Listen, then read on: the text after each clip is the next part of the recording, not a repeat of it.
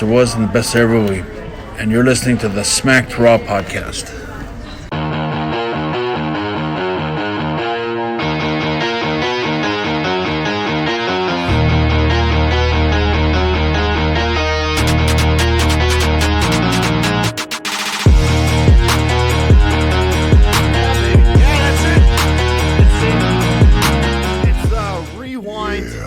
We're back. Almost as long as a hiatus as John Jones has spent from the UFC. That's a deep cut for my MMA fans. Yeah, we're back. We're back. We're back. We're back. My name's Kyle Tyson. I don't know what to fucking say already. Fuck, dude. So out of practice. Go ahead. RN. Yeah. How are you, dude? I'm good. Let's see, we all got the black hoodie memo. So this is the Jack Move episode of, since we stole 2 weeks from y'all and didn't give y'all any content. Yeah, that's it. There you go. Yeah. Yeah, so the last episode that we did fucking that was live. It was just for the live viewers. I was sick as hell and voice was shot. And then last week I essentially broke my leg and like an hour before recording. And so I told RN, I was like, look, man, I can't even walk. I'm here nursing my wounds at Waffle House right now. I'm gonna take a week off. My foot still hurts like fuck. I'll talk about that in a second. But to anybody that's new to listening to the show, for one, thank you guys for checking us out. We are the Rewind. We once a week we usually will take a look at the latest week in pro wrestling, whatever's happening inside and out of the ring. And just shed some of our opinions on it. We don't pretend to be journalists over here. We're just two guys that are fans of pro wrestling and talking shit, and then we put it on the air for you guys to listen to. And if it resonates, cool. If it doesn't, then there's like a billion other podcasts you can listen to. But if you ever want to check out our shows, we shoot them live Tuesday evenings, 9:00 on twitch.tv/SmackedRaw. You can always catch. If you ever miss a live stream, you can always catch it over on YouTube the next day, youtube.com/SmackedRawPodcast. And then the audio version's found everywhere. And, yeah, we are your hosts. My name is Kyle Tyson. And I am the brains, the bronze, the beauty, and the blackness of the Rewind. Yeah. So I've been told. Yeah. So I've been told. Oh, dude, RN, I totally fucked my shit up last week. Oh, yeah. It was, I'm not going to lie to you. At first, I was like, this little bitch. Like, he hurt his ankle. He can't sit down and record. And then you sent me the picture of your fucking my balloon pig foot, or whatever the fuck that was that it swole up to. And I was like, all right, I'll give him a pass on this one. Yeah, so I love skateboarding, but my body is not built for it. I'm a very top-heavy guy with extremely skinny ankles. And throughout the years, I've probably collected about 15 sprained ankles. And that's what I thought I had done last week. But it turns out I pulled a tendon in my knee. I pulled a muscle in my calf. I pulled all the muscles that go from my ankle to over the top of my foot. And then I either fractured or dislocated my big toe. Because a week later, everything is mild but the big toe. The big toe sucks, dude. So, moral of the story is, don't take your fat old ass back to the skate park if you don't have to. Dude. And give me about one more month. I knew as soon as you posted that picture earlier of you coming down the half pipe, and tail I'm like, stall, bro. Got the tail he's stall. gonna get hurt. Yeah, and then man. 2 hours later, you call me and tell me you got hurt. Here's the thing, man. I've been skateboarding for years.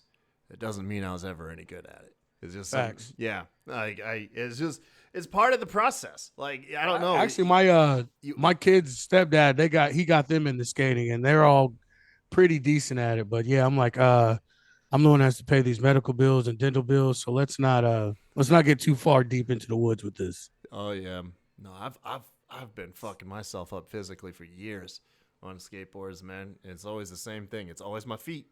I already said that my skateboard retirement is when I officially break my leg. Once I break my leg, I'm out. All right, that's it. That's my calling sign. But a sprained ankle, oh, who gives a shit, dude? It's 2 months, and then you're back at it. And well, I was actually really good at like BMX biking and shit when I was younger. Like, you know what I'm saying? Like we took that X Games shit to the limit with all of us, like, and I was really good on a bike. And we broke into this landfill that they had just built, like right down the street from my house. And we were going down these gnarly ass fucking hills, and it was dirt. Like it hadn't rained in forever. So like my buddy was in front of me, kicking up dust and dirt, and I didn't see there was a drop off. So I just took it, ate the drop off, ate my face, chipped my tooth, everything. And I was like, that's the last time I'm doing any tricks on a bike. And I never did any more extreme X Games shit. I went back to being a black kid. You went back to being a black kid, you said? I went back to being a black kid immediately. Hold up really quick. You know what? For anybody watching the live footage, I forgot. I can show you what the fuck happened to me. Hold on, man. Let me first. I'm gonna show the picture you coming down the pipe first. Yeah, exactly. So what show I'm gonna that do first. is I'm gonna send that picture to your DM. So don't worry about your phone's about to go off. Don't worry about it. Here we go. There it is. Okay. Let me send that to you, and then that way, y'all can see my big ass and show that I'm not full of shit. I like to do this stuff. All right, so let me pull up on the stream. Context of the story: earlier that day on Facebook, he posted a picture of himself, literally dropping down into the half pipe. In my head, I'm thinking this old bastard's definitely gonna get hurt. Yep. Not even 2 hours later, he calls him like, "Yeah, I don't know if we're gonna be able to do the show tonight. I messed my ankle up at the skate park." And I called it. He was like, "Got some bad news." I was like, "What? You got hurt at the skate park?" Yep, that's what happened. All right, so here we go. All right, let's see. Just RN obviously can't see this, but boom, there's my big ass right there. Look at that. Look at that. Looks good. That actually looks like I know what I'm doing right there. That is not a Photoshop picture. That is literally right before he killed himself. Yep, that's earlier in the day, man. I was like, all right, I'm gonna check out this park. Boom, and then my big ass just had to push my luck later that night. Let me see. Let me scroll up. Oh yeah, there's the injury. Oh, there's my nasty foot right there. Look at that. Ew. Oh, that's night 1 too. That's just like the beginning of the swelling. Like that, the next day was nasty. Yeah, there's not supposed to be a knot in the middle of your foot. No. So here we go. So here's what we all came to see. It doesn't even look that bad. That's the thing about it, is like, you know, with an injury you think it's gonna be some heavy slam, but no, it's like the equivalent of like a baseball slide. There I go. Boom. I just slide right off screen. You can't really see it too well, but yeah, it just rips my leg right under me. Ugh. Yeah, it hurt like a bitch. If this was 10 years ago, he wouldn't have been hurt at all. He would have just got up and we would have been fine. But no. Definitely 10 years ago, same injury. That's the thing. You know, that's the thing is like, you know, I am older now, but I feel like this injury was not exacerbated by age. Like it would have been the same shit. Right. It's more or less just me being out of shape. I'm just talking shit anyway. Yeah, fuck you. I'm sorry. I'm very defensive because that's all anyone brings up when they hear that I'm skateboarding at 34 years old. They're like, aren't you fucking old? Like, oh, you should have known better. I was like, dude, I did this when I was 18. I fucked myself up then. It's funny, too, because, like, there's this old dude at the park the kids go to. He's definitely older than me. I think he's, like, 45.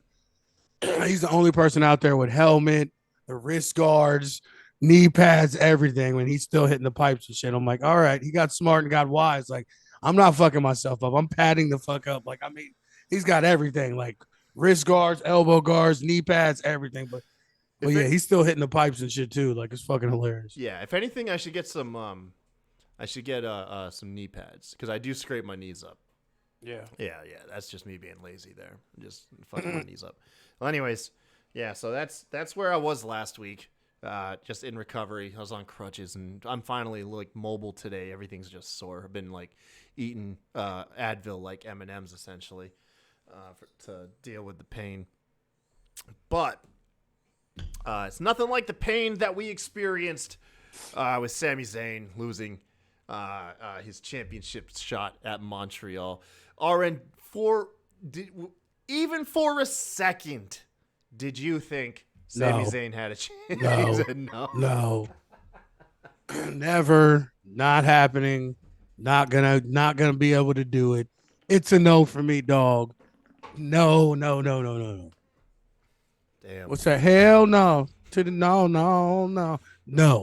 There was like a little voice in the back of my head watching the Ariel Hawani video package Which also, by the way, his beef with Tony Khan's hilarious. It's literally makes no sense, but I'm here for it. Ariel Hawani's salty, dude. Like, if you throw shade at Hawani, he does not hesitate to throw it back at you. Like, that's Right. been his deal. I'm very familiar with him because he's one of the most prolific UFC and MMA Right. journalists out there. So At first, I wasn't really interested in it. Then when like guys from like ESPN, like Coachman and everything were like chiming in on it, like saying how much of a piece of shit Ariel is. Then I was like, man, damn. At first, I just thought this was like some like trumped up wrestling beef, but then like all these other like people in different places that Ariel's worked started chiming in, like agreeing with Tony Khan. I'm like, damn, all right. Yeah. Now we're getting spicy. Well, Hawani is, he is definitely annoying, but he is what a journalist is supposed to be. And unfortunately, we can't get nowadays. And he's supposed to ask the uncomfortable and tough questions, like the real news. But the way that these press conferences and all of that stuff is held is the company gets to approve who gets to be there and ask the questions, and who doesn't. So if you're not asking questions that shed like favorable lights on the company, they're not going to want your ass to be at their show asking questions. Well, see, that was the thing that I always thought that about him too. But then, like I said, the guys like Coachman and all them's coming out saying stuff like, no, he's not really a journalist, and like he's a fake and a fraud, and ESPN knew that's why he only got 1 year deal with them and everything. Like it's like I said, it's not just the Tony Khan stuff. The Tony Khan stuff is just them petty little bitches going back and forth. No, the rest of the world is getting a taste of what Ariel's about. Like but that's what I'm saying. Like people are throwing shade and agreeing with Tony. Like that's the part I didn't think was going to happen. But Coachman and all these guys from ESPN are agreeing with Tony Khan about him not being a real journalist and just him being a piece of shit overall. Like, nah, they just toe the company line. It's weird because as much as I would defend Ariel, it makes me sound like I like him. I actually find the guy like fucking annoying as shit most of the time. Right. But I appreciate him asking the questions that people would. But I will say this. He is definitely 100% biased because he doesn't hesitate to ask the questions, to Tony Khan about what was going on behind the scenes with the CM Punk Elite Brawl shit. He doesn't hesitate to ask questions there. But then when he's talking to Triple H in WWE, he never once brings up Vince McMahon. Excuse me. He never brings up Vince McMahon. He never brings up the legal shit that's going on behind the scenes there. I will say that he is blatantly biased towards people that he genuinely likes. But aren't we all though? Yeah, no, I mean it's the same. Yeah, at the end of the day, no, that's what I'm saying. I don't got any dog in this fight at all. Like, I mean, he's all right. Like, I never looked at him like a legit journalist anyway. I just thought I looked at him like a guy that follows the fighters, and some motherfucker radios. You know what I'm saying? Personality type guy. I didn't look at him like fucking Walter Cronkite or something anyway. So like, it just threw me off though. Like I said, when all these people from like ESPN and other places that he been all spoke out like echoing what Tony said, which is rare because literally everyone fucking hates Tony, including half his roster. So like it was weird seeing people agreeing with him. Not only that, on air they threw shade at Tony. Like if you were in the know, you'd never know if you weren't aware of everything else going on. Ariel called him a fucking snowman. Yeah. On like live WWE television. I mean, I'm gonna be honest with you. I hate when people always call people out for doing coke. Like you'd be surprised how many people in the industry and other places and half the time probably motherfuckers you work with that do cocaine. So like leave that man alone, man. He was partying Charlie Murphy. That was weeks ago. Yeah, dude. I'd love to hit everybody else fucking piss test. Tony the Snowman is a fire Adam's ass over in the Facebook chat. I got Facebook up. I'm actually paying attention over there. Not as quick as I would like, but Adam says he's happy I'm okay. Thank you, Adam. Yeah, it's just my ego. The worst part about that crash wasn't so much like the injury as it was like, I already know there's going to be like this preconceived, like, why is this old man out here skating with all these kids? So like when I fall, I know that's cathartic for like that, or that could be cathartic for everybody watching. So I can't like be a bitch. I just have to like, gotta get up and like, oh shit. Yeah, fuck, it happens. You know what? I'm good. You know what? Adam's a fucking piece of shit liar. Like, get the fuck out of here. Like, if that was me or somebody else, he would be cracking so many fucking jokes and already have a video made up of your fucking injury and shit. Like he's so full of fucking shit. He says, remember Ariel versus Rampage? Hey, Adam, you're a UFC fan. Okay, cool. Yes, man. that's how all my UFC knowledge and me even actually really watching it kind of started when I hung out with Adam. Shit, he actually knows some shit, man. I might want to talk to him. Yeah. I'd like to pick people's brains who actually like have some good extent like knowledge on UFC because my back catalog goes all the way back to Shamrock and Tito. That's about as far back as I go. Like I remember watching the like first or second UFC or Royce Gracie, and they were still wearing the gis and shit. And there was no fucking like weight, no rules. No rules, no weight class, just fucking two dudes getting in it, see what happens. Like that shit was crazy. Like I can't believe they actually let that shit go down. The very first UFC fight, the dude got his like tooth kicked out of his mouth out into like the fucking grandstands. It was beautiful. Like within like minutes, like within like a minute or so. Just what was the little Asian dude? Was his name Uno? Caro Uno famously got knocked out by BJ Penn within like 20 seconds of their championship fight because he ran at BJ with a flying knee and BJ literally just took a step. You know how like Samoa Joe walks off when a guy tries to dive? Yeah, it's pretty much it. He was like, nope. And then he just freaking steamrolled him. And it's Caro Uno is a great fighter in his own right, but he does have one of the longest lasting I don't know how to say it, like highlights of being knocked out because he got knocked out like sitting against the cage. And so when they pull BJ off, he's like all contorted and he's got like a fucked up look on his face. And it's it's really sad. It's bad. It's a good one though. Blood poisoning in the foot from that tooth. Yeah, no, true. That is true. Yeah, that's a fucking. You imagine like kicking a guy in the head and you're the one who got like the worst end of it because of the fucking tooth in your foot. But yeah, no, dude. The public throwing a shade. I love it, man. I'm one of those people where everybody was like saying they hated when AEW threw shade at WWE and vice versa. I was like, nah, I'm all about it, bro. I'm all about the drama. Especially if it's like in the know. Subliminal. Yeah, not blatant. Yeah, you know what I mean? Yeah. Yeah, that's what hip hop's all about. Subliminal diss, bro. Yeah, there you go. That's what I like. Like, I'd rather have that, like you said, like it's like Easter egg shit. Like when they say something, than them constantly like talking about WWE. Like, and I want AEW to do. I don't want WWE to do it. Like, you don't acknowledge the peasants. Still let AEW do it, but just like AEW is still peasants, man. Yes, they are, bro. Two like, in the stop, world, bro. They're number 2. Yeah, and 2. Listen, there's a famous song that always said, "What does it take to be number 1? 2 is not a winner, and 3 nobody remembers." All right. Overall thoughts on Elimination Chamber. I'm assuming you watched it. Yeah, it was pretty good. I mean, I wasn't. Right?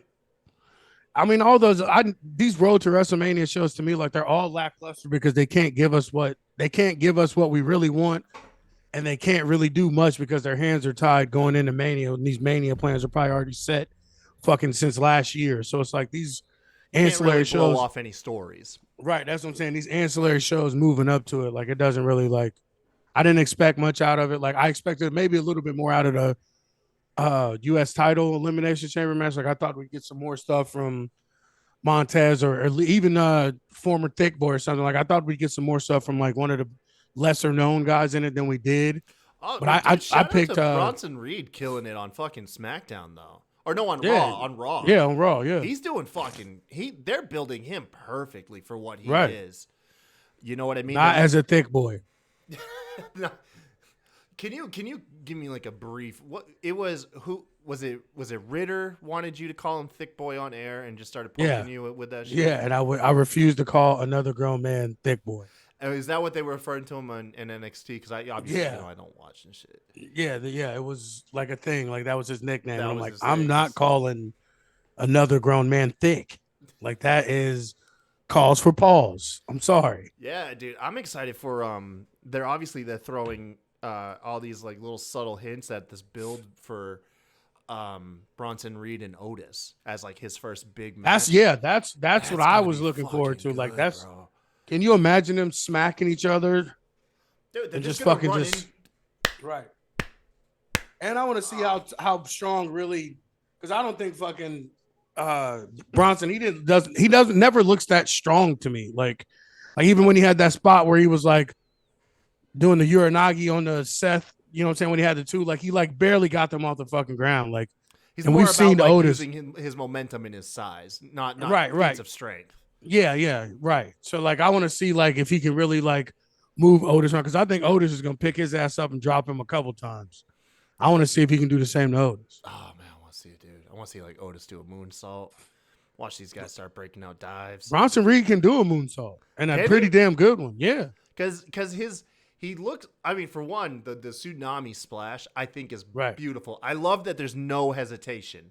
No, the moment he lifts his body weight up to the top rope, gone. He just carries his momentum forward into the splash. I love that. Like I feel like that actually should be done more in a lot of other guys high flying instead of standing there waiting. Now, obviously, you want to get your balance if it's you want to do shit safe. Yeah, he knows he's not going to get his balance that good. So he's like, fuck it, I'm up there, I'm gone. It's just one step, just step off. Oh, it's a thing of beauty, man. I love his fucking splash. Oh, you say he can do that dude can do a moonsault? Yes, he can. No fucking way. Yes. I'd have to see it, man. I got to see that shit. YouTube it. Someone send me a link. Someone, if anybody listening, look up a link, send it to me in like my DM. You can find me on Twitter at the Kai Tai Show. Send me a DM. I'm doing a damn moonsault. And I was hyped for Montez, like the new gear and shit and everything. Like he's definitely gonna be a world champ. Yo, everybody forgets about Dante so quick. They do, don't they? Yeah. It's like, oh man, he's like, dude, yeah, he's the real star. He's the real star. And then they give just like a smidget of spotlight on Montez Ford. And they're like, Ford to the moon. Just fucking. Because, he is. I mean, like, and he's like, gonna, I'm the one that. He can accelerate so much faster. Yeah. Than his counterpart. Like, I've been the one champion that Dawkins is really the real star. And I didn't mean to say Dante. I meant to say Dawkins. I knew what you meant. Yeah, but, my bad. But just seeing him come out there by himself and, like, with the different gear and shit on, like, and he wasn't quite a fucking idiot like he normally acts, but I mean, it was still there. Like, bro, like it was, I might have to retract that statement. Yeah. It's not that Dawkins couldn't achieve great things. I think the real lying is it would be easier for Ford to.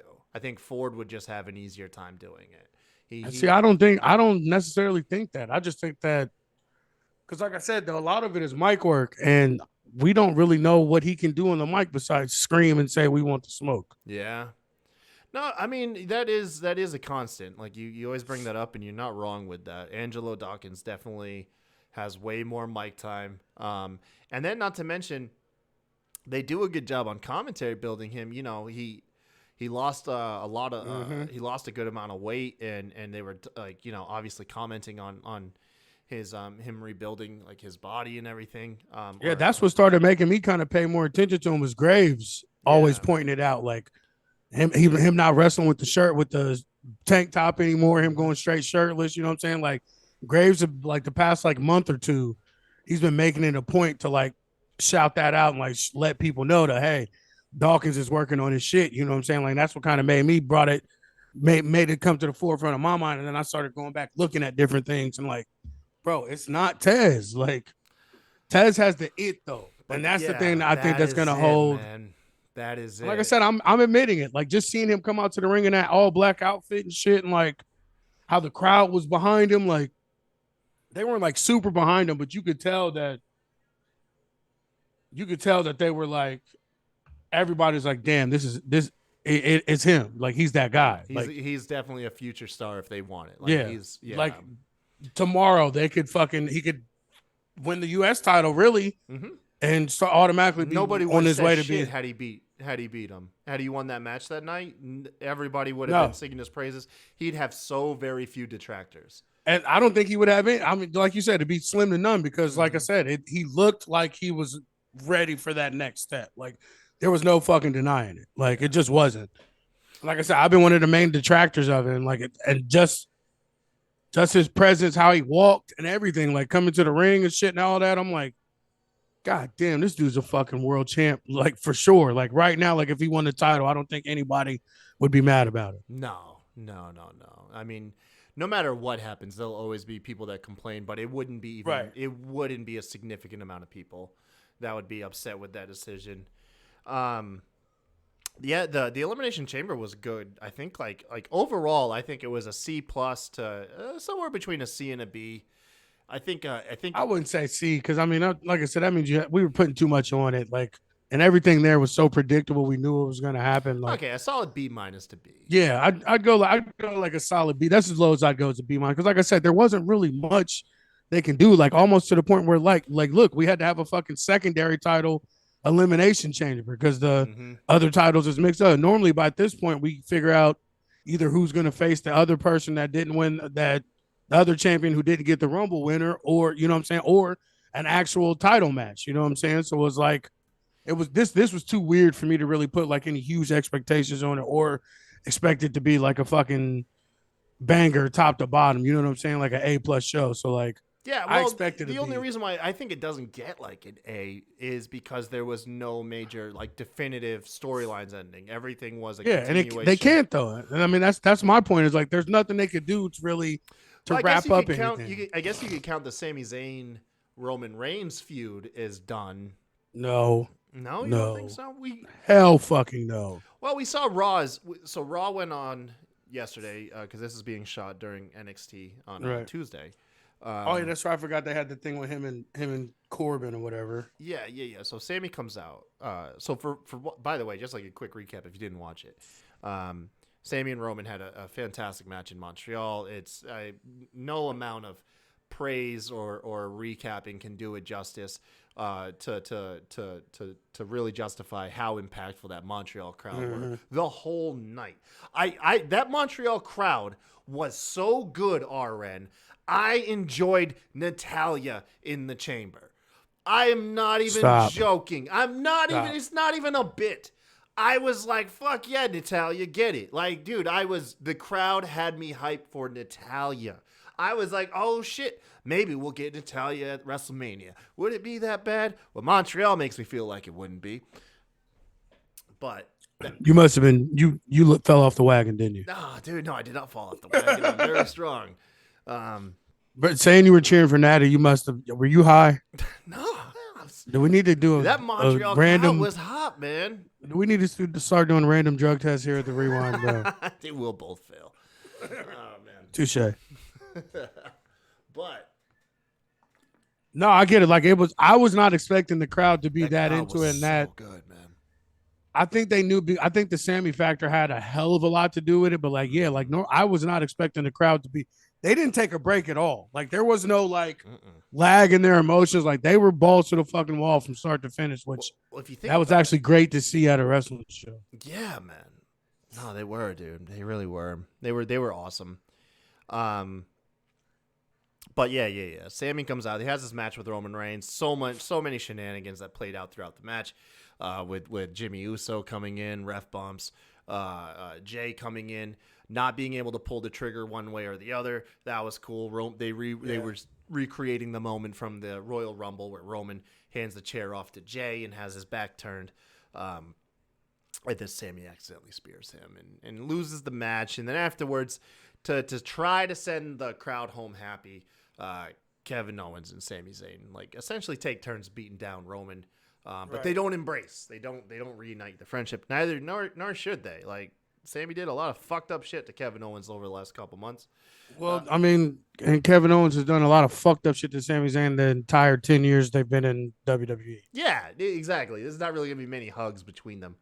But fast forward to last night on Raw, Sami says he wants help taking down the Bloodline. So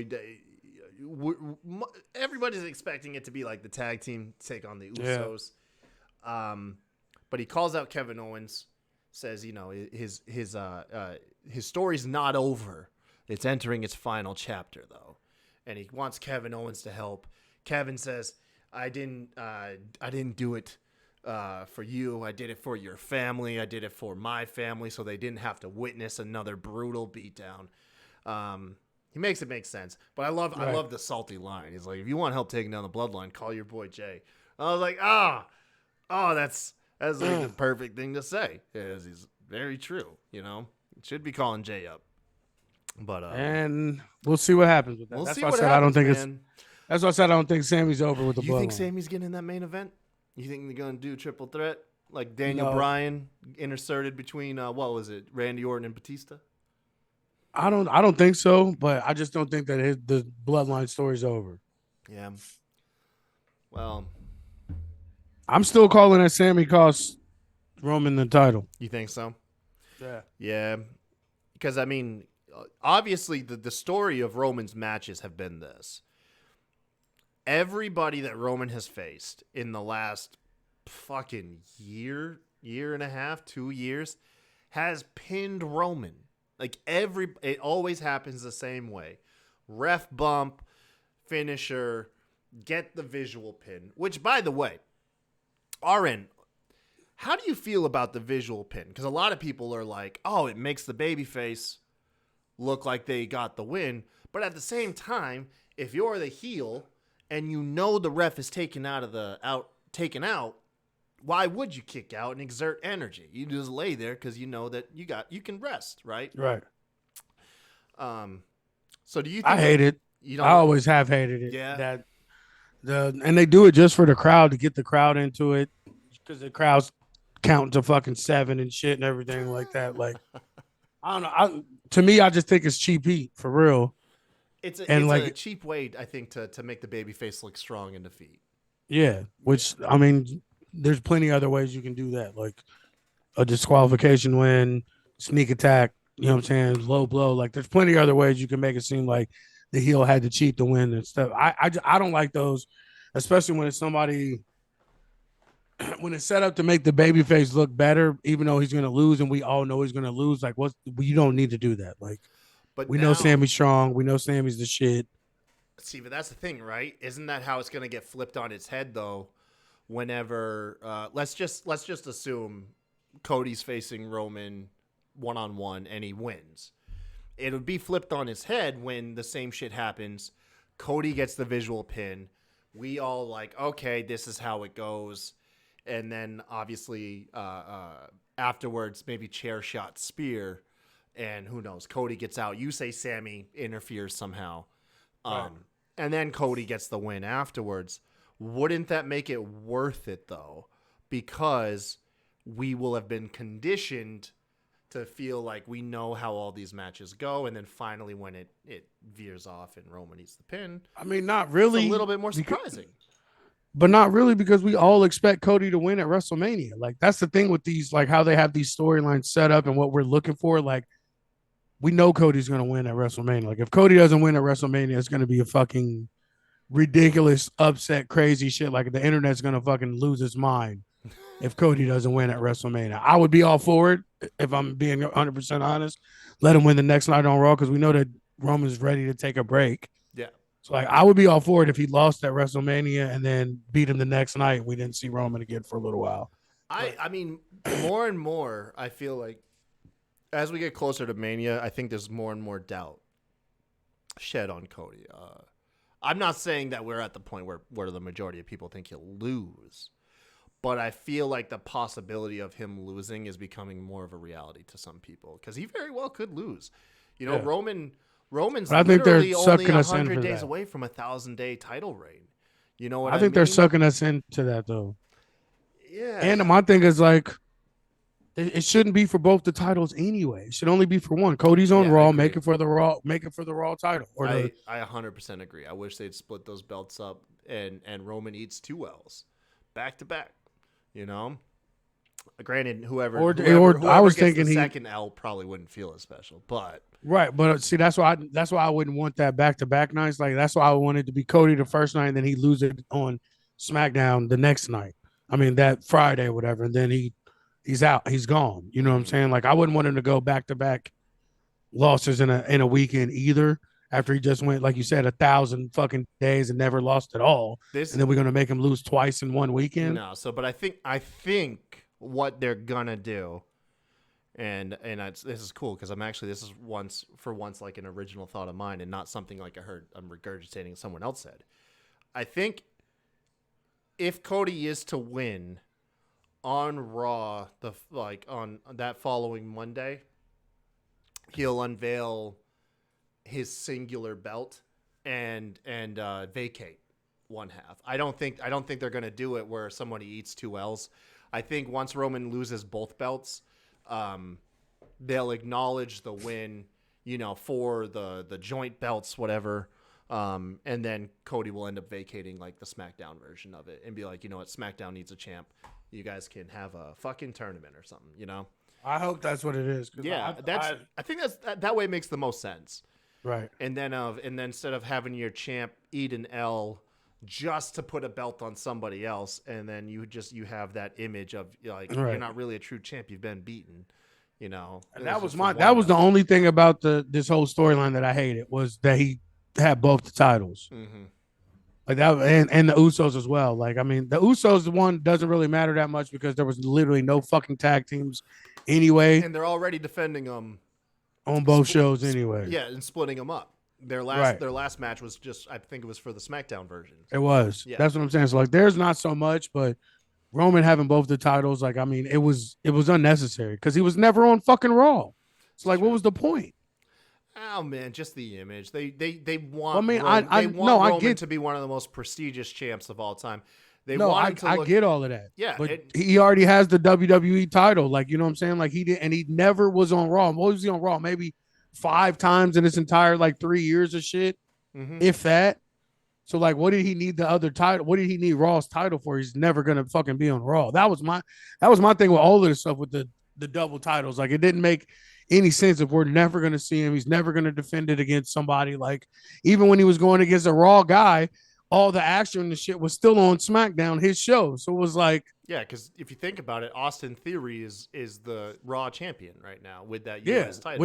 And Bobby Lashley was before that. Yeah, exactly. Which I'm cool with Bobby Lashley. Just Theory being the top champ on Raw is just like, as much as I know you love Theory, I totally agree. I don't hate him, but I just don't feel like he's the face of either show at this point. I absolutely agree. It was better. It's Bobby. Like, I mean, like I said, I love Theory. Theory's my favorite person right now. Him and Seth are my 2 favorite guys, but like, they play him off like the chicken shit heel too much to where like you can't take him serious as the face of the brand. Whereas Bobby coming in, like he just looked like he looked like a world champ, even though he wasn't. You know what I'm saying? So like, it definitely was better when Bobby was the champ. The U.S. champ. Just one draft away, one NXT call up. We know who the real face of Raw would be. Carmelo. It's Drew Gulak, bro. No, it's Drew Gulak. Come on, man. He's doing his shit in NXT, right? I just, it's killing me. I don't even want to talk about it. Because last I saw, wait, didn't he just help somebody achieve a victory most recently? Yeah, it was some guy that's been like, he was like a backstage security guard or whatever turned wrestler. Right? He's like, you gotta look like a champ. You gotta stop wearing. Yeah. You look like you're about to go do some carpentry work. You know what I mean? That's the gist of it. Yeah. Yeah. He's not wrong though. I mean, Gulak's a fucking man. Dude, I would. By all means, I mean, there's a reason why he's the tutorial guy in WWE 2K22. He is definitely the person you should take your advice from. And I wanted Dempsey to join them, but they're kind of feuding. That's the only thing that pissed me off. Yeah, Dempsey would be such a great. I can't wait for fucking. See, we're not going to get Regal on screen for like a whole year because I think that's part of his agreement. I think it was too. Yeah. He just can't. He can't be on screen, which doesn't sound like that's what he wants anyways. But oh man, yeah, Dempsey's the next, what is it, like child wrestler that I just want to see fucking do great things. Like, Dominic's killing it. There's no denying, the worst part about it for me is like, yeah, Dominic's the best heel doing on his fucking thing right now. Can I say I told you so? Yeah. Can I say it yet? Can I say it yet? Can I say I told you so yet? Wait, what did you tell me? That Dominic was going to be the fucking, like, he was going to be dope and he was going to be great. What do you mean? Dude, I both said he would. That's what I'm saying, motherfucker. Can I say fucking? I told you so. To all those fuckers To was the, like to the Dominic listeners. sucks. Oh, I thought it was like personally at me. I was like, No, what are you motherfucker. telling We're me? the only Like, ones on that bandwagon. We've been on an agreement with this, already. Yes, no, I'm saying I told all you motherfuckers that Dominic was the truth. I knew it. I seen it in him. Dude. I could just fucking feel it. I wish that they had. I wish we hadn't waited this long for the Judgment Day shit. I wish we had let him be one of Seth's disciples. I think that would have been way fucking doper. Yeah, for sure. But I mean, it's hard to make young people characters interesting. I think, right? You know, especially when you're next to your dad for your entire character is wrapped up being somebody's fucking son. But being that delusional, the teardrop is what I'm sold on. Dude, oh my god, the teardrop. I love him so much. Allison says Dom is great. Yeah, he's fucking fantastic, dude. This role is perfect for him because it leans into that like delusional kid that obviously delusional rich kid. Yeah, delusional rich kid act that wants to be a thug for no reason. And Dom's parents have a real good marriage. You know what I'm saying? Bro, you know what I'm saying? How Rhea and fucking Finn Balor and Damian Priest keep a straight face every time Dominic drops one of his prison lines. I don't even know, man. Like, I just want to know, are they going to keep up the holiday shenanigans at the house? Like, did they do one for Valentine's Day? Yeah, they went out to like a fancy restaurant or something. His dad was there. I missed it, but Rhea put out a fantastic like babyface tweet because it said essentially, because I think the way the bit went was she paid for him, right? Mm-hmm. And she said that like essentially women need to shed the image that like the men always have to pay. She threw in the line like you got to support your kings too. And, yeah, dude, like, so funny. All right, so we got to get a St. Patty's Day one. That's all I'm thinking about. I need every holiday. Yeah, Dominic has his first drink. Oh my god, he gets drunk off of he acts drunk off of O'Doul's non-alcoholic beer. Let's go. Yeah, let's get Dom fake drunk on air, man. He's just acting shit face, and then they reveal to him that like there was no alcohol, zero alcohol. Oh, that's it. That's the bit. That's the bit. That is the bit, man. Allison says she always has a bit. Yeah, man. I think both parties should ask. That's how it should be done. It's like, hey, do you want to throw in on this, and then allow someone to say like. There's so many ways that can backfire. Yeah. She says Will don't have a job. Oh shit! She throws shade at Will. Oh, support your king, Allison. Support your king. Oh man, that's fucking good. She said Will don't have a job. Oh, what was I talking about? Oh, Dempsey. I didn't even fucking know that was William Regal's son until you told me that time. Nah, right? And I always loved him. The D Familia and NXT UK, like they were so fucking fire. Like they were probably the best part about NXT UK before it got shut down. Yeah, because we were doing the draft. I think we were doing a draft, and I said Regal's boy, and you were like Regal's boy. What the fuck you talking? Yeah, about? I had no idea. Yeah, looks just fucking like him. At least the hair. I know. To me, like NXT UK is like a fucking variant. You know what I'm saying? Multiverse, fucking Earth. Like I just never really because no one really was watching it. Like. There's no ties. No one was really watching it. Like there wasn't any like crossover. Like once in a while, somebody from regular NXT would go there, but like not after all the Me Too shit and everything. It was pretty much like you motherfuckers stay over there and we'll stay over here. You know what I'm saying? Like, so it was weird. You know what I'm saying? Like I didn't think about it, put two and two together at all. Yeah. God, dude, I want to see Tom fake drunk. I want to see that kid fake drunk. Oh, that is. Now, you know what? I'm working myself so much up. No, not the whole dude. It's just got to be the zero alcohol Heineken because he thinks he's really drinking a Heineken and it's not. It's one of the zero alcohol. It's a great sponsor. It's a great sponsor spot, man. Although I don't know about WWE being a PG product sponsoring by beer. You know what I mean? Right. I don't think they've supported alcohol. Did you know? Coincidentally, you still get carded for buying non-alcoholic beer. Really? I just found that out. I was Super Bowl Sunday. I got a 6-pack of the Heineken zero alcohol, and I went to a restaurant. I considered trying one, but They're actually really good. Like it's no, I believe you. I believe you, but it's I don't know. It's cheating, and I was here for it. Yeah. Allison's called me. It's Allison. No, it's this weird thing, man. She's saying, "Am I sunburnt?" No, my neck. Anytime that I happens do a every show. podcast. Well, I also to try and like give myself like a different visual look, I upped the contrast. If you probably look, the colors look deeper and darker. I upped the contrast on my camera, but yeah, it is making my neck look purple, dude. That's what your neck always looks like, though. I know. No, exactly. I don't even pay attention to. It's exacerbating the condition. I don't even pay attention to it anymore because like I just expect it.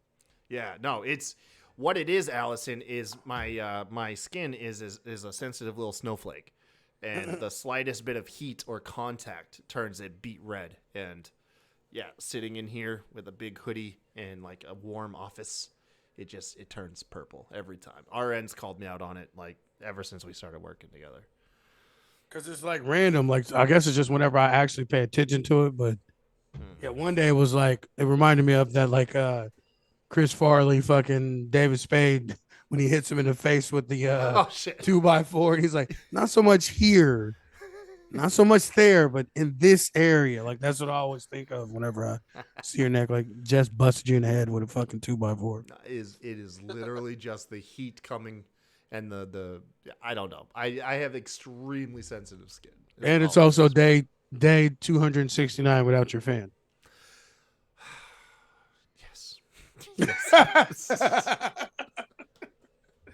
Fan watch it's 2023. It's okay right now, but boy, we're not long from it really sucking. Oh, the summertime. Oh, you're good. His whole face is gonna be red, dude. It's not only that, dude. It starts getting hot like literally just a month from now. Like we normally walk around now like between like high 50s to low 70s, but in like one day, you know, every 2 weeks or so, we might get like a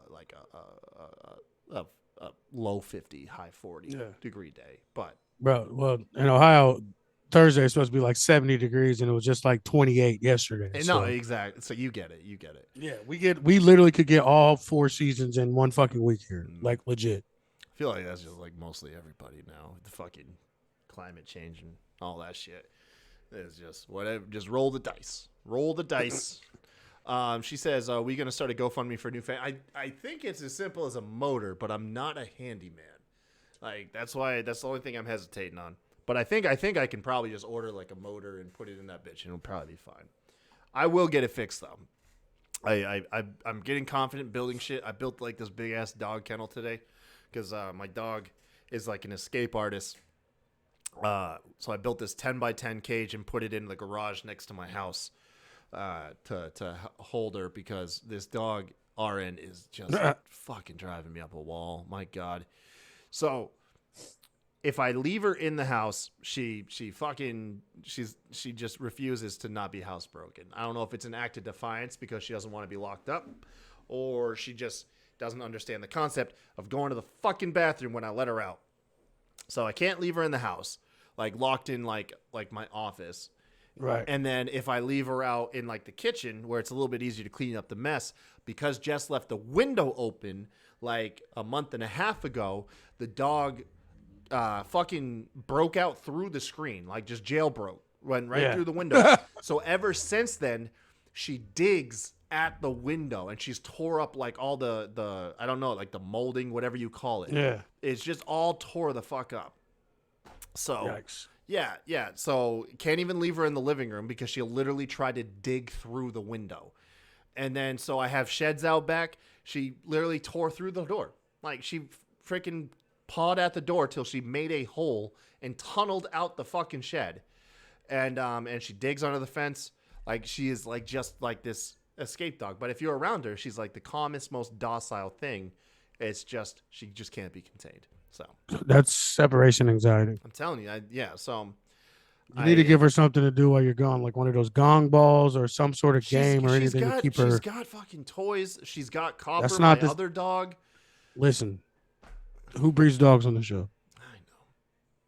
She needs something to occupy her time and her fucking focus. She's focusing on the wrong thing. She needs something to focus on. Some bull, any type of like those Kong toys. They got these one things that are like you just smear fucking peanut butter on them on the inside of them, and they just go back and forth and concentrate on that. Like you need something to take her mind away about not being around you guys, because that's all it is. Like you said, she's got toys, she's got the other dog. It's literally just separation anxiety. You gotta long walks before you guys leave and put her up. Long walk when you get back, and find something to occupy her time while you're gone. Yeah. Well, there's your breeder corners 101 with RN.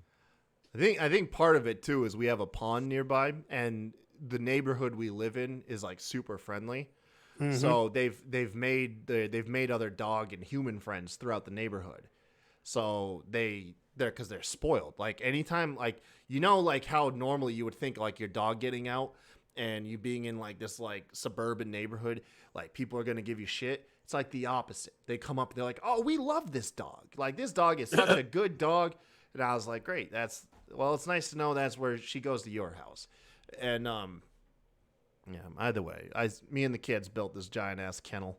We're making her own little clubhouse in the garage for when we're gone. She'll have a doghouse, some food, some toys. I'll take your advice. I'll walk her before I leave. Like a real walk, tired her the fuck out, like at least 30 minutes. There you go. Breeder's Corner with RN on Rivet City Radio. That's what Allison says. There we go. Allison says, get her a Thunder shirt. What's a Thunder shirt? Oh, yeah, that's dope, too. It's like a weighted blankets for dogs, but it's like a vest, bro. Really? I had to get that from one of my older dogs, like, because she just was like, any like weird noises or loud noises would like scare the piss out of her, literally. Really? Got her one of those Thunder things, bro. Like, it's crazy how much of a difference, because it weighs them down. So, like, everything they do is like working out pretty much. So, like, if they're running around, fucking around. Yeah. It's literally a weighted blanket for dogs, except they wear it like you put it on them like a vest or a harness. Oh, okay. All right. That's pretty neat. It works too. Let's steer it back to wrestling really quick. I think the only real detractor for Elimination Chamber was the Brock Lesnar Bobby Lashley finish. Yeah. Which is kind of weird. Like you and I don't really like to talk about like coherent stories, but this one does feel pretty weird. In fact, that Brock was like the definitive baby face, and Bobby was the definitive heel going into it because they did that contract signing and whatnot. But then in the match, Brock essentially, I like how they are building it where Brock can't get out of the Hurt Lock, right? Because at least that gives Bobby one definitive edge. Because, Brock always can just spam F5s till he beats you to death,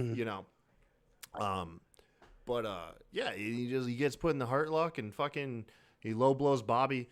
Did Bobby get really hurt? Because how do we go from all of that to now it's fucking Omos and Lesnar at WrestleMania? That is weird, ain't it? Isn't that a weird beat?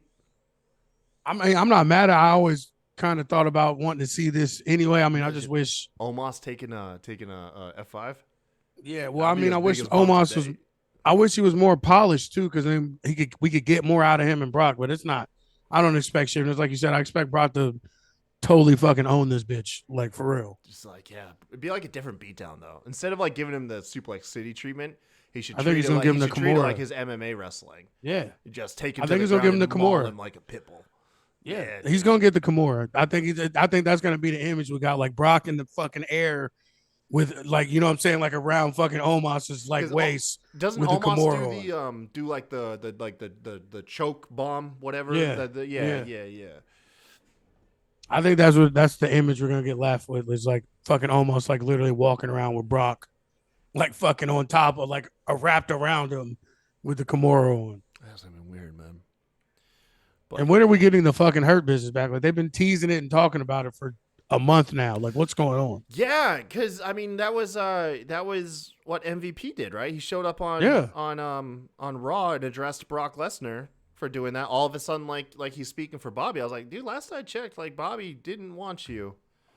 But then you revealed Omos. Like I guess I missed the part where it was official for WrestleMania, because I thought it was more of like a threat. Like, I got this guy. I thought it was more like he challenged him, but that's what I'm saying. Like, either way, like where the fuck is Bobby at? Like, is this going to be a triple threat? Probably.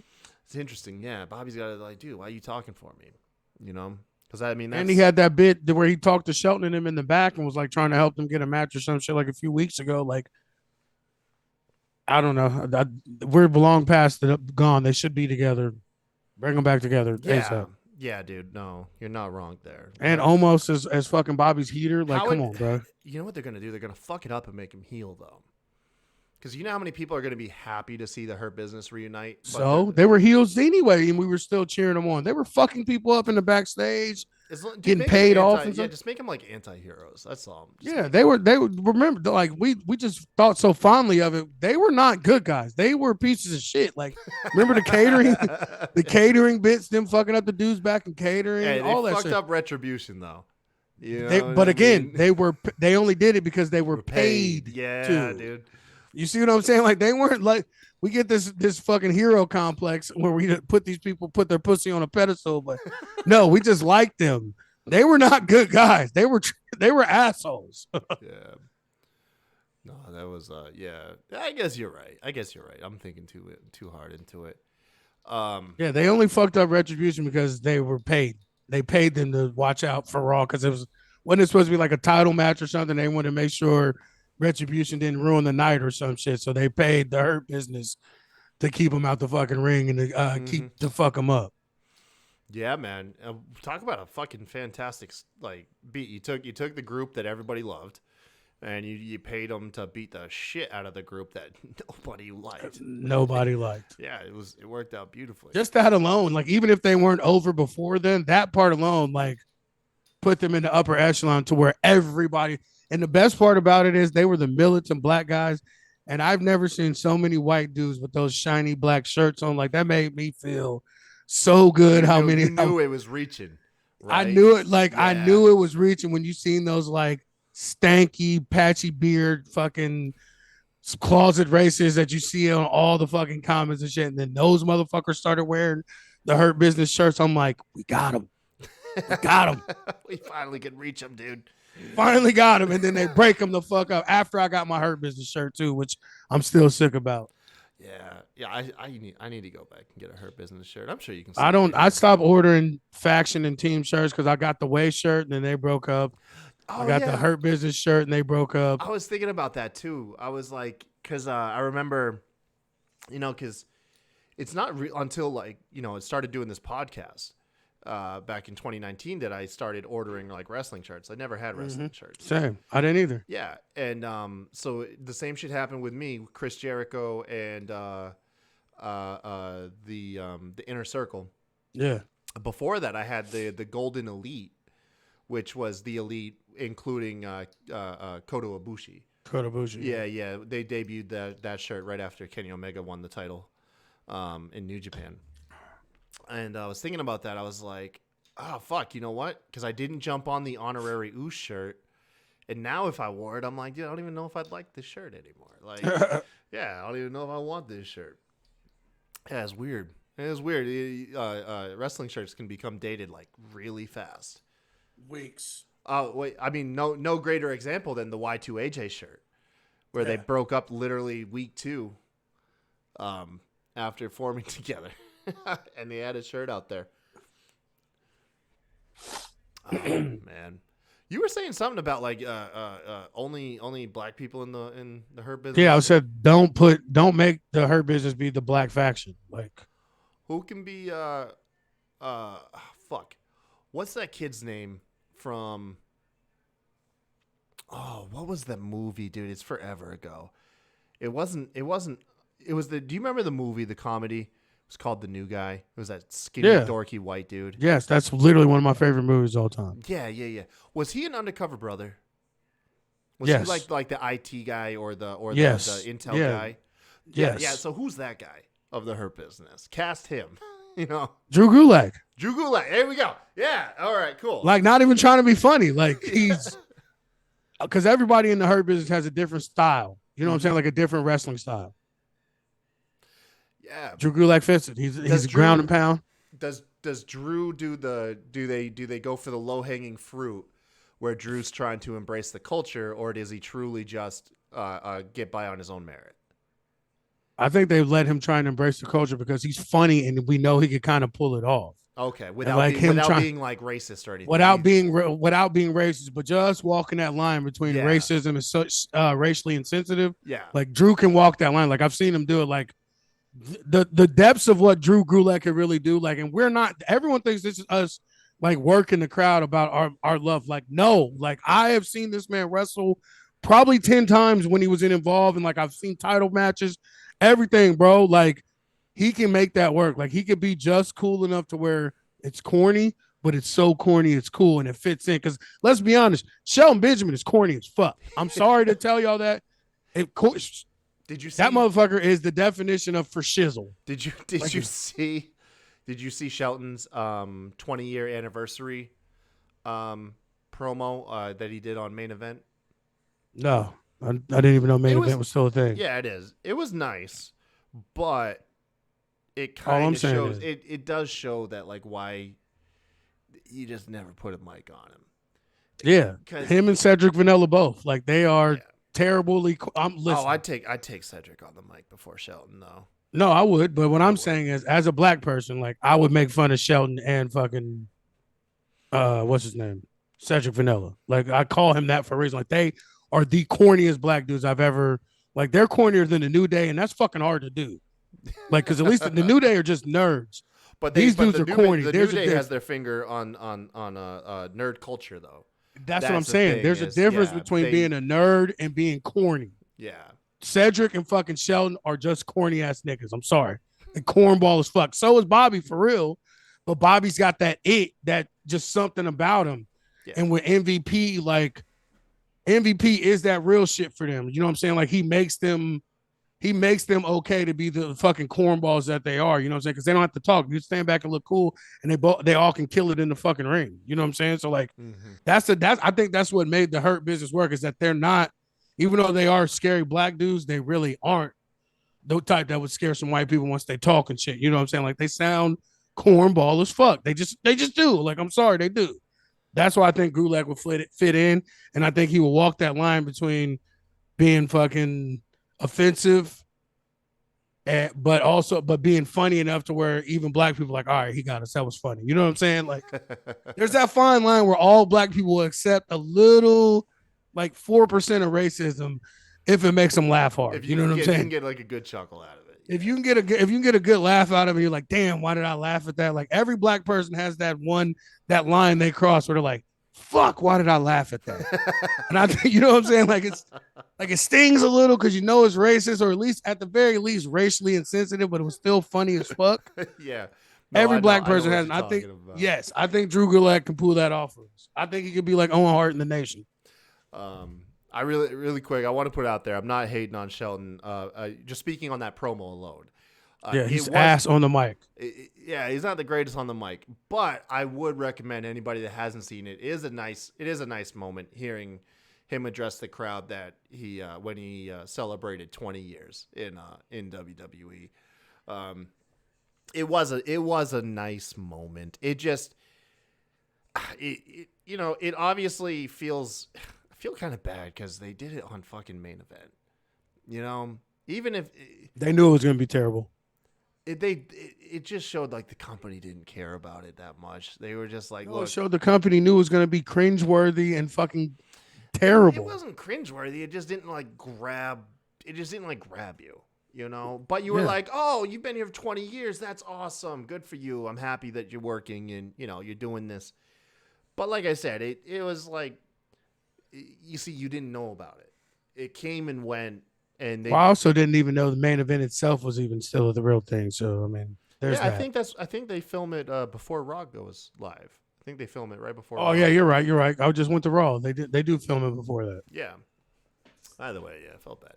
It was nice though. I mean, I was happy for him, but it was like Well, my thing is also too with the Hurt Business. Like, I think he was on Cheap Heat maybe like a year or two ago.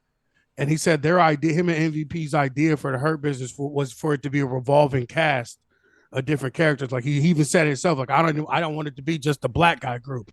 Yeah. Like I want it to be young and up and coming guys that we see that has potential, or older guys that we think the company doesn't have faith in anymore, like Shelton.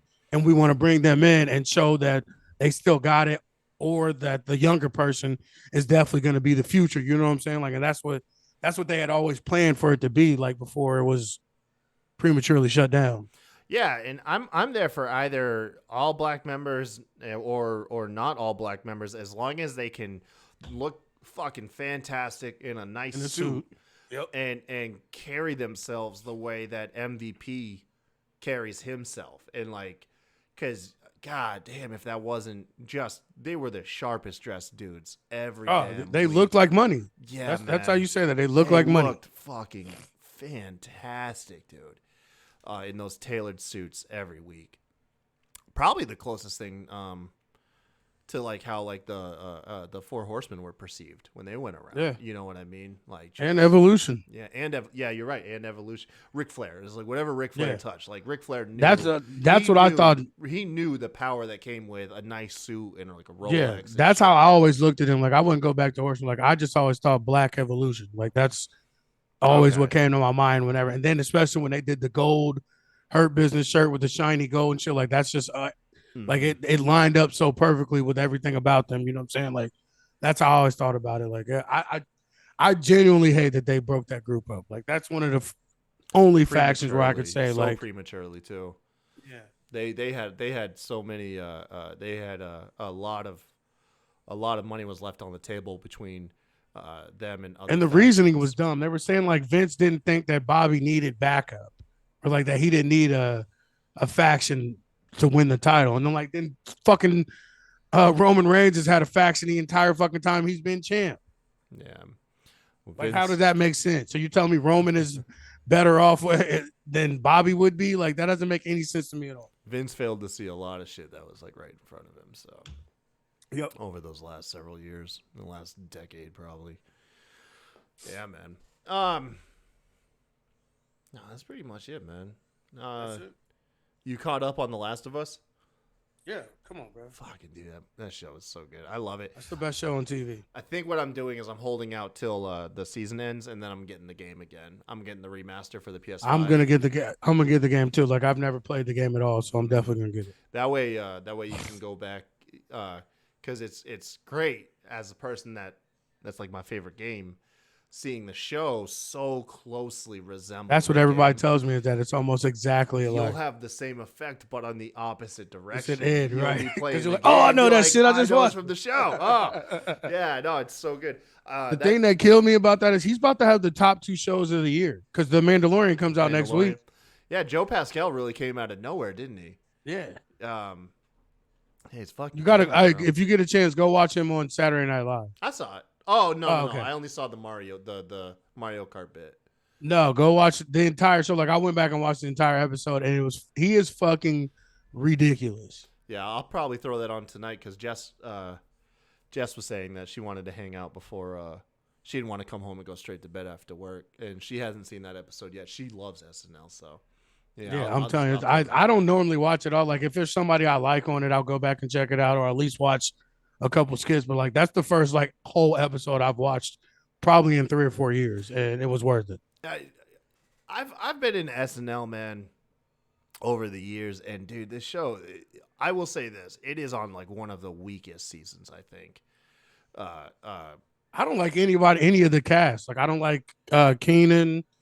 I literally don't like 90% of the cast. So that's why like I don't watch it. Like I don't think. Yeah, they are. I don't think they're funny. Lacking in like star power for one, and not even necessarily star power. Just like some of the people, like I know, like I follow like stand up comedians and stuff, and like a lot of these people I've seen them on other shows. I've seen them like do stand up and shit. Like they're not funny to me. So like, why would I watch a show with them trying to be funny when I don't personally think they're funny? Like, Keenan is corny as fuck to me too. Like I'm like one of the only black people alive that didn't get down with Keenan and Kel. Like I just thought that they were shucking and jiving. Like it was never my thing. Dude, it was Nickelodeon. Come on, man. But even after that, like I know, but I'm just saying, like even everything he's done after that, like it just like he seems corny as fuck to me. Like I just don't like his personal views and stuff like that. Like I agree with, and I love like supporting some of the charities and stuff that he does, like that type of stuff. I know jack all about what Keenan is like as a real individual. Oh no, I like I said, I follow the dude. Like you said, that's Keenan and Kel is a part of any black kids fucking growing up, but like him as an actual comedian or like actor, like I think he's corny as fuck. Like nothing he does is funny to me. Like except the black Jeopardy. the black, That shit is fucking hilarious. you think he? Yeah, I got you now. You think he falls into like that Booker T role where he's more appealing to white people than he is black people, or do you think this is just something No, don't say Booker T? T. Like, he's not that far down. He's not that far down. Not that far down. All right. Booker T is like Fox News black person. He's like, not Fox News black person. Come on, man. I mean, his views, like, I wouldn't be surprised. You know what I'm saying? But no, Keenan's just like, I don't know. Like, he's just corny to me. Like, Yeah. I'm not saying, like, I don't think he's a terrible person or anything like that. Like, I would never say fuck him like I would Booker T. But like, Got you. He's just never been funny to me. You just you never find yourself watching his skits and like laughing out loud. You just no, except the Jeopardy ones. like stone face. Yeah, that's the thing about like most of the SNL skits that I watch is like I'm just like stone face. I get like through like 2-3 skits and I'm like, dude, I haven't fucking laughed once. Like, why am I watching this? But I will say the exception is I catch the Weekend Update every week. Oh yeah, that's literally Colin that's Jost what I just and said. Michael The Che, skits, bro. Oh my god. when they write the jokes for each other, bro. Like that's my favorite part. the best. Whenever they do that. Oh man, yeah, no, the Weekend Update. I make sure I at least catch that like every Right. week. Yeah, I don't know. I used to be really big into SNL because it was on syndication on Comedy Central, so I used to watch it all the time growing up. Like but like just over the years, just more and more. Because I mean, it really is like for one, you hear like backstage, like it's such a brutal gig to have. Like it is. When you hear people talk about like the process and everything that goes into it, you realize it seems like it could be fucking hell. But it very much is a launching pad. Just like kind of like what NXT is to like main roster. And like I said, I'll go back and watch if it's something like if there's a musical guest, I'll go watch, or if there's just like whoever the guest is for that week. If it's somebody I fuck with, like Pascal, like I went back and watched some of his skits, and I watched like 2 or 3, or I think I watched 2, the Mario one, and then there was one where he's a professor, and they were like putting TikToks of him up. And so I was like, how did you get that? I started to see a little bit of that. I did see a little bit. That one is hilarious. So I was like, all right, well, if 2 of his 5 skits are fucking hilarious, like I might as well go back and watch the whole episode. Okay. Yeah. Yeah. I think, you know what I think it is too, is that what is SNL usually always shows, like the show always starts on a miss for me because they always start on their like political satire cold open, which I know a lot of people, they're into it, but like me, I just like fucking dude. The world's a big enough bummer as it is. Like they always start the show with like just fucking, I don't know. I just like their cold open political satire always like kind of loses me in the beginning. Right. But I'll check it out. Yeah, I think that's pretty much it. You think there's any smoke to this fire of Kenny Omega who might go to WWE? I hope so. You think? I'm kind of with you, man. I hope so. Kenny Omega, you imagine the production value, like the cleaner entrance and all that shit fucking with WWE, and just the matches we get. Him versus Cody on the WWE TV, Seth Rollins, Roman, you know what I'm saying? Kenny Omega and Cody Rhodes headline WrestleMania. Bro, 2024. If that ain't fucking ironic, isn't it ironic? Don't you think? Oh, man. Like, bro. Like the internet would lose their fucking minds. I just want to see him there because I think like we can stop this shit with that number 2 stuff. Because yes, it is number 2, but it is not the E. It is not the E. I don't give a fuck if you started it, if you fucking were vice president, if you were fucking caterer in the back. It is not the E. And you know how I know it's not the E? Because Cody Rhodes, who helped create that fucking number 2 company, jump shipped his first contract expired. Didn't even go 2 contracts. Didn't even get it with the company that he created. Bounced.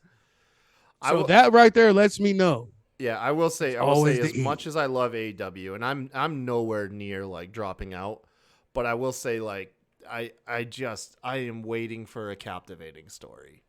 Like that's the thing is the matches are always great quality, but that's the thing. You can't ride on that. They don't have any stories going right now. Because what they're doing, and this is where Tony's inexperience is coming in, is it's literally just, I mean, I know a lot of people, they're happy with 5-star matches, and if that's all it takes for you, cool. I enjoy it. It's a big part of the reason why I watch it is I think it has the best wrestling every single week. But with that being said, look at how much we've gushed over like the bloodline stuff and everything. And Roman's wrestled probably 5 times in the last 2 years. Rarely do we talk about any of like the in-ring matches, like what's going on Right. in the ring. It's the story and the characters involved have been super captivating. And right now AEW is more or less great matches and promos, but the promos aren't really building characters. That's my problem with them, is where I think they dropped the ball. Is like, I love that they're giving them the freedom to run the matches that we'll never get in WWE. Yeah. But then you're also not giving us, like you said, like this was a time for them to be different. So, all right, so how do you be different from WWE? Give us the great matches and a story to go along with them, and then you're done. You got it. And you got the fucking blueprint. Yeah, you won't have to kill yourself in the ring too. Not saying that I wouldn't want a great story to lead to a 5-star match, but that match will get elevated into the stratosphere if you have a compelling story that goes into it. I always think back at the trilogy that Kenny Omega and Okada had.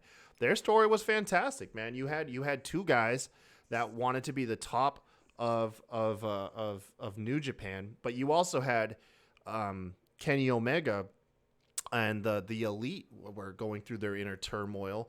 And which was it? Was it Kenny's obsession with the belt, or was it going to be his Vin Diesel love of family?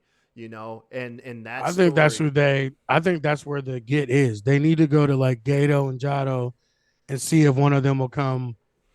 Like, even if it's like a workshop or like an excursion for like the New Japan guys, let them come and set up shop for at least a year. Dude, and hash out some shit. I fantasize about fucking Paul Heyman just being backstage, writing just a couple AEW stories. Oh, if Paul Heyman came there, then I would take them serious as a legit number 2 with the chance to take over. Like, I literally would, like, day one they say Paul Heyman signed to AEW, like, I would automatically put them almost to 1B if he's really taking over as head booker. Yeah, I mean, because think about it. WWE has got Triple H and Paul Heyman, right? Like, two guys that have a wonderful track record in recent years with their stories and stuff. And I think that was another mistake by Tony. Like, when Triple H was out, you should have backed the truck up.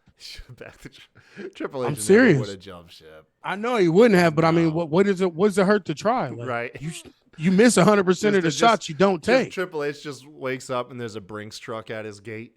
2 Brinks trucks. Like, you got billions and giving part of the fucking Jaguars. Like, bro, you get stake in that too, bro. Like, I would have literally backed the truck up and had the fucking Jaguar cheerleaders coming down his street in Connecticut. Like, it's just literally think about, like, all his guys are like all his real guys that he thought he was going to be able to play with and make stars in the WWE. Where the fuck are they at?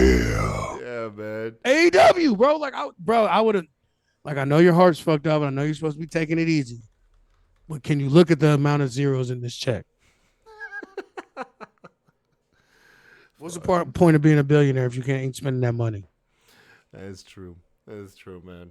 But yeah, man, I really feel like just, and it's, you know, AEW's in it's not like they're about to go under or anything, but I feel like this frustration is being felt by a lot of people, especially now that Triple H has been behind the helm of creative in WWE for a while. You see, we're getting the best of both worlds, to be fair.